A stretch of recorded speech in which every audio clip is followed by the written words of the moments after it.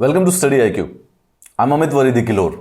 अभी हमने 2 दिन पहले एक वीडियो में देखा था कि सरसों के तेल और लेमन उनके प्राइसेस बढ़ रहे थे, जिसमें हमने कंट्रीब्यूशन देखा था कि सोशल मीडिया पर जो ये मैजिक रेमेडीज हैं कि सरसों के तेल से नींबू की बूंदों से बेसिकली कोरोना वायरस ट्रीट हो जाता है या उससे इम्यूनिटी बढ़ जाती है। This was one of the reasons उन सबका प्राइस बढ़ने पे। दो सप्लाई के अंदर कोई प्रॉब्लम नहीं थी, but people were buying that क्योंकि उनको लग रहा था कि इससे कोरोना सही हो सकता है। बट अगर हम ओवरऑल व्यू में देखें, एडिबल ऑयल्स के जो प्राइसेस हैं पिछले साल से लेके इस साल तक काफी ज्यादा बढ़ चुके हैं। इनके बड़े सारे से मल्टीपल इंटरनेशनल वेरिएबल रीजंस हैं। लेट्स ट्राई टू अंडरस्टैंड इस समय इंडिया में एडिबल ऑयल्स का बेसिकली पूरा का पूरा सिचुएशन क्या है। Now this is a video which will completely prepare you about one agriculture topic related to the prelims question and one agriculture topic related to the mains. तो इसको ध्यान से पढ़िएगा और इसको सेव भी कर लीजिएगा। 6 एडिबल ऑयल जो कि ग्राउंडनट ऑयल है, मस्टर्ड, वनस्पति, सोया ऑयल, सनफ्लावर ऑयल और पाम ऑयल, इन सब के प्राइसेस बढ़ के 20% से लेके 56% तक बेसिकली इनके प्राइसेस बढ़ गए हैं पिछले साल मई से लेके इस साल मई तक। डिपार्टमेंट ऑफ कंज्यूमर अफेयर्स की वेबसाइट पर एक डेटा अवेलेबल है, मैं भी आपको दिखाता हूं। जैसे मस्टर्ड ऑयल का अगर हम देखें, increase by 44% to ₹171 on May 28। पिछले साल ये 118 रुपए किलो हुआ करता था इस बार, और मस्टर्ड ऑयल इस बार 171 रुपए किलो है। सोया ऑयल और सनफ्लावर ऑयल का भी बेसिकली 50% से भी ज्यादा बढ़ गए हैं। 100 रुपए किलो के बेसिकली अब 150 रुपए किलो का तेल मिलने लग गया है। In fact the monthly average retail price of all 6 edible oils soared to an 11-year high in May 2021। यानी कि मई 2021 में जो कि ग्राउंडनट, वनस्पति, सोया, सनफ्लावर, पाम ऑयल का जो प्राइस है वो पिछले 10 साल में इससे ज्यादा नहीं हुआ है कभी भी। ऐसा क्यों है जबकि हाउस होल्ड इनकम कोविड-19 की वजह से गिर रही है? सबसे पहले 2-3 ऑप्शंस को देखते हैं। सबसे पहले the reason being is that, पहले तो चेंजिंग फूड हैबिट्स में पिछले 3 दशकों में काफी सारा बदलाव आया है। क्यों? मस्टर्ड ऑयल जो है वो स्पेसिफिकली कंज्यूम किया जाता है रूरल एरियाज में, एंड जैसे जैसे इनकम बढ़ती है उसी प्रकार से अर्बन एरियाज में इन जनरल रिफाइंड ऑयल्स का जो यूज है वो ज्यादा बढ़ जाता है, जैसे कि सनफ्लावर ऑयल हो गया या सोयाबीन ऑयल हो गया। 1993 से 1994 और 2004-5 में, मतलब इन 10 साल के इस डेकेड के अंदर अगर हम देखें तो जो मंथली पर कैपिटा कंजम्पशन है, यानी कि एक घर, एक फैमिली एक महीने में कितना तेल यूज करता है, वो किस प्रकार से बढ़ा है। तो 1993 में देखते हैं तो एक थैलरी 0.37 kg, यानी कि 1/3 ऑफ ए kg यूज किया करता था, वो बढ़कर ऑलमोस्ट आधा किलो तेल रूरल एरियाज में यूज करने लग गए। अर्बन एरियाज में वो बढ़कर 0.56 से 0.66 kg अर्बन एरियाज में बढ़ गया। Over a period of 10 years basically use of the oil is increasing in the cooking. ठीक है, 2011 में ये बढ़ के बेसिकली 0.7 kg से 0.85 kg हो गया। मतलब कि अगर हम इस समय अगर इसको एक्स्ट्रापोलेट करें तो आप ये समझ सकते हैं कि अब 1 किलो ऑयल प्रति महीना बेसिकली कोई भी एक नॉर्मल घरेलू घर के अंदर यूज हो जाता है। A steady rise in the per capita availability of vegetable oils through domestic sources as well as import indicate that demand has continued to rise। ठीक है, ministry of agriculture and farmer welfare ये कह रही है कि per capita availability has been in the range of 19.10 to 19.80 kg per annum during the 5 years। याद रखिएगा कि जो हमने पहले जो डेटा देखा था वो पर मंथ के हिसाब से है, और ये जो अवेलेबिलिटी का जो डेटा है ये एनम के हिसाब से। ठीक है, चलिए अभी आगे एक इंपॉर्टेंट बात देखते हैं। देखिए यहां पे आपको प्राइस का एग्जैक्टली आइडिया लगेगा, जो कि 6 के 6 जो ऑयल्स हैं उनके प्राइस का क्या है। ग्राउंडनट ऑयल, मस्टर्ड, वनस्पति, सोया, सनफ्लावर और पाम। तो ये जो डार्क ब्लू है ये बेसिकली 2020 का प्राइस है, और जो ये लाइट ब्लू है ये 2021 का प्राइस है। तो ये 87 रुपए का पाम ऑयल अब 135 का मिलने लग गया है। सनफ्लावर ऑयल 110 का था, 172 का हो गया। 56% वृद्धि हुई है सबसे ज्यादा इसके अंदर। अच्छा, अगर हम मस्टर्ड ऑयल की बात करें तो 118 से 171 रुपए का हो गया। वनस्पति भी 90 रुपए से अब 131 रुपए का मिलने लग गया है। वैसे अगर इसके अंदर पेट्रोल के भी लगा ले तो उसमें भी कुछ इसी प्रकार से इंप्रूवमेंट हो गई है। चलिए अब अकॉर्डिंग टू, अब पहले हम समझते हैं डिमांड की, बेसिकली कितना हमारे देश के अंदर ऑयल प्रोड्यूस होता है और कितना बेसिकली कंज्यूम होता है। That is this will give us an idea कि कितना इंपोर्ट करना पड़ेगा या कितना हम एक्सपोर्ट कर सकते हैं। ठीक है, अब इस डेटा में एक सिंपल सा क्लैरिटी है कि हमारे देश में जो डिमांड है वेजिटेबल ऑयल की has been in the range of 23 to 25 million ton. ठीक है, 23 से 25 मिलियन टन हम एक साल के अंदर अंदर तेल यूज कर देते हैं कुकिंग में, खाने में, जिस भी प्रकार से यूज होता है। दूसरा, डोमेस्टिक सप्लाई जो है वो 8 से 10 मिलियन टन हुई है। यानी कि जो प्रोडक्शन है देश के अंदर, जो ये 6 प्रकार के जो तेल हैं, सनफ्लावर, सोया, पाम ऑयल, ये बनते हैं 8 से 10 मिलियन टन के अंदर। ठीक है, और जरूरत पड़ रही है 23 से 25 की, यानी कि कमी आ गई है। सीधा सीधा 13 मिलियन टन भारत के अंदर तेल नहीं होता है, लेकिन यूज जरूर होता है। इसका अर्थ ये हुआ कि ये 13 मिलियन टन जो है ये हमें इंपोर्ट करना पड़ता है बाहर से। Domestic availability of edible oils, mustard, groundnut, ये secondary sources, coconut oil, palm, rice bran was only 10 against the domestic use of 24। इसका मतलब जो ये 13 मिलियन टन का जो गैप आ गया इसके अंदर 13 मिलियन टन का, ये हम करते हैं इंपोर्ट। ठीक है, इंपोर्ट इसीलिए बिल बढ़ेगा। जब भी कोई चीज देश के अंदर प्रोड्यूस नहीं होगी परंतु कंज्यूम होगी, इसका मतलब हमें पैसे से खरीद के लाना पड़ेगा, कहीं बाहर से इंपोर्ट करवाना पड़ेगा। India depends on import to meet its demand. In 2019 country imported about 13.35 million ton of edible oil worth 61,000 crore. 60,000 crore का तेल हमें बेसिकली इंपोर्ट करना पड़ा था, जिसे हम सारे मिलकर खा गए। About 56% of the demand. तो देश में जितना तेल बनता है, जितना तेल कंज्यूम होता है, उसका 56% बाहर से मंगाया जाता है। इवन इट अप्लाइज टू, ये हम नॉर्मल फ्यूल में अगर पेट्रोल डीजल में देखेंगे तो ये 70, 80, 90% भी हो सकता है। और जो फूड के अंदर है, फूड वाले जो ऑयल है उसके अंदर 56% है, जिसमें पाम ऑयल 7 मिलियन टन का है, सोयाबीन, सनफ्लावर। अलग अलग डिस्टिंक्शन में जाने की जरूरत नहीं, बस ये समझ लीजिए कि 13 मिलियन टन हम 60,000 करोड़ रुपए का कुकिंग ऑयल इंपोर्ट कर रहे हैं। मेजर सोर्स कहां से आता है?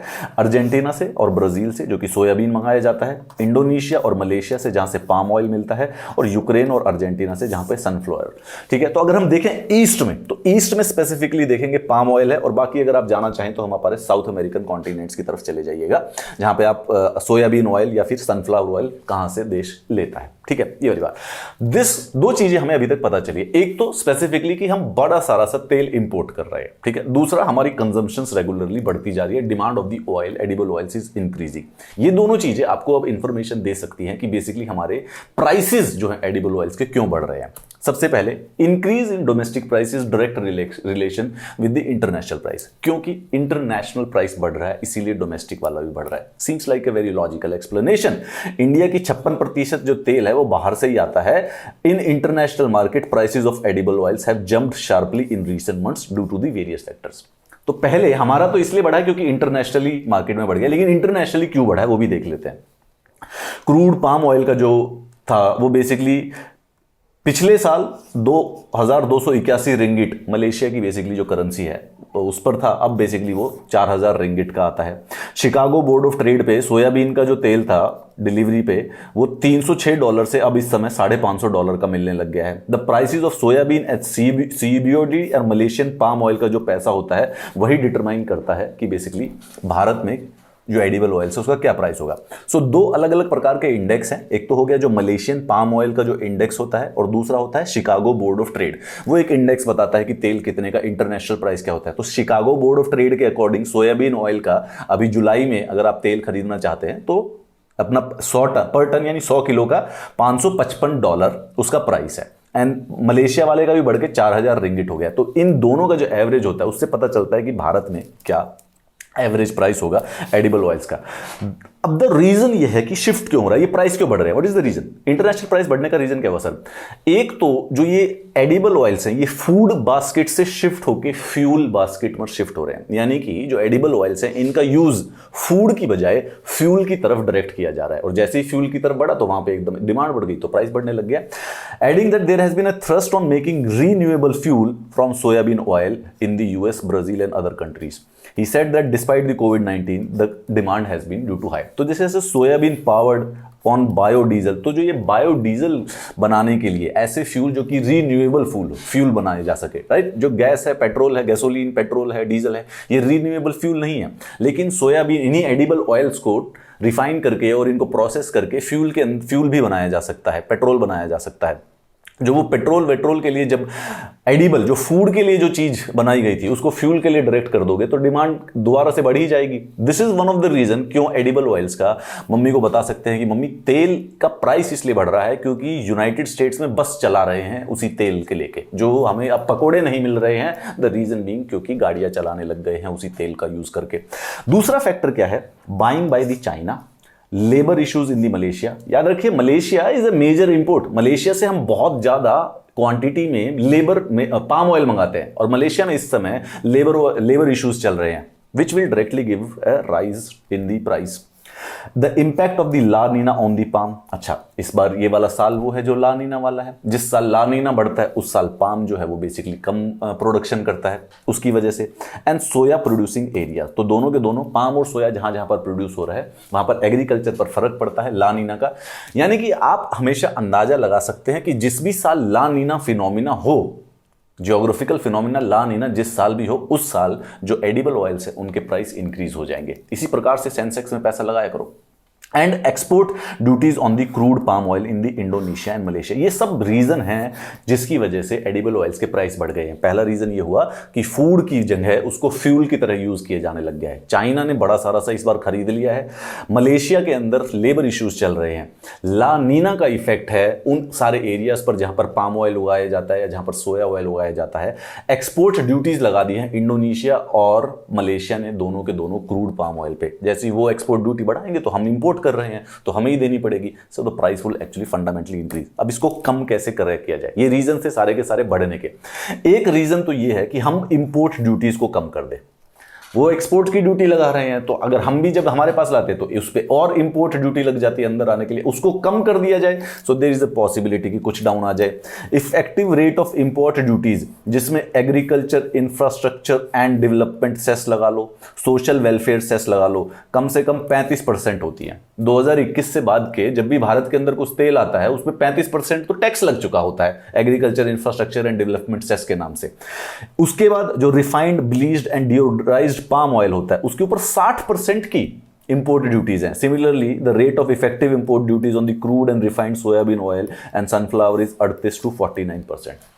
सवाल एक्चुअली में यही है कि जो हमारे पास तेल आ रहा है, एक तो वो बड़े इंटरनेशनल रीजंस की वजह से महंगा तो है ही है, साथ में इंपोर्ट ड्यूटीज भी 35 से लेकर 40-50% की पड़ रही हैं। तो इसीलिए आजकल जो पकोड़े हैं वो इतने महंगे हो गए हैं। तेल जो 100 रुपए किलो आया करता था वो 150 रुपए का आता है, क्योंकि 50% तो इंपोर्ट ड्यूटीज। तो एक तरीका है, अगर सरकार जल्दी से इसको कम कर दे, so we might have an idea. The policy for import of crude palm oil is free, while RBD जो भी बेसिकली रिफाइंड, ब्लीच्ड और डीओडराइज्ड पाम ऑयल होता है उसके ऊपर हाई इंपोर्ट लगता है, हाई इंपोर्ट ड्यूटीज लगती है, विच इज रिस्ट्रिक्टेड। अगर गवर्नमेंट रिड्यूस कर देती है, prices will come down immediately. तो सबसे पहले तो सोशल मीडिया पर कुछ फेक न्यूज घूमती है जिसमें सरसों का तेल और नींबू को इलाज बताया जाता है कोरोना का, उसकी वजह से लोग खरीद रहे हैं तो महंगे हैं। That is one minor contribution. The major contribution is कि जो फूड ऑयल्स हैं, फूड एडिबल ऑयल्स हैं, they are being used for the fuel, उसको फ्यूल के लिए यूज होने लग गया है, तो डिमांड बढ़ गई है यूएसए और ब्राजील के अंदर।